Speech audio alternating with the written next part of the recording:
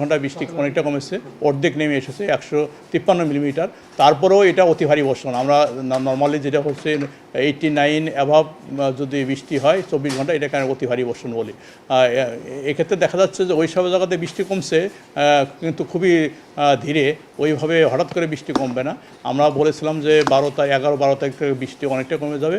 এখন আমরা বলছি যে 11-12 তারিখ পরেই মোটামুটি অনেক জায়গায় বৃষ্টি কমে আসবে। এই ক্ষেত্রে আমরা যেটা হচ্ছে কক্সবাজারে যেটা বৃষ্টি গত পরশুদিন যেটা হচ্ছে 125, গত রাতে যেটা 99 মিলিমিটার বৃষ্টি হয়েছে, এক্ষেত্রে কিছু অনেকটা কমে এসেছে।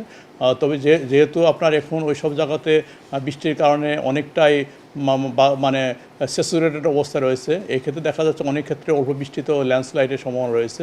একবারে পুরোপুরি বৃষ্টি না থামা পর্যন্ত এটা বলা যায় না যে ল্যান্ডস্লাইড হবে না, যে এক্সট্রিম লেভেলে বৃষ্টি না হলেও আপনার 50, 80 বা 100 মিলিমিটার বৃষ্টি হওয়ার সম্ভাবনা এখন রয়েছে।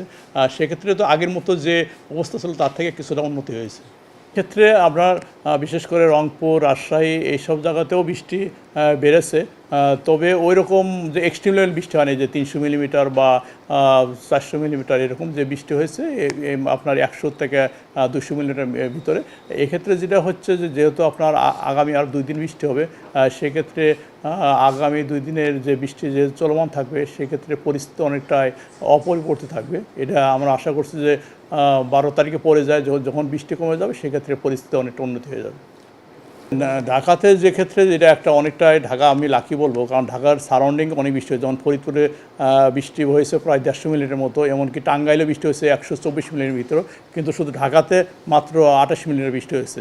কারণ যে মেঘটা ছিল বেসিক্যালি গতকালকে পাবনা, বগুড়া, আর আজকে যে শেষ রাত থেকে যে বৃষ্টিটা চলমান রয়েছে এটা বেসিক্যালি খুলনা ডিভিশনে এবং ফরিদপুর মাদারী পর্যন্ত, মাঝখানে অনেকটাই ঢাকা যে বৃষ্টিটা হয়েছে এটা হালকা থেকে মাঝারি ধরনের। সেক্ষেত্রে ঢাকাও বৃষ্টি হবে, আপনার ধরেন এই 24 থেকে 48 ঘন্টা ঢাকা মাঝারি ধরনের ভারী বর্ষণ হতে পারে। তবে ওই রকম এক্সট্রিম লেভেলে বৃষ্টি হওয়ার সম্ভাবনা অনেকটাই কম।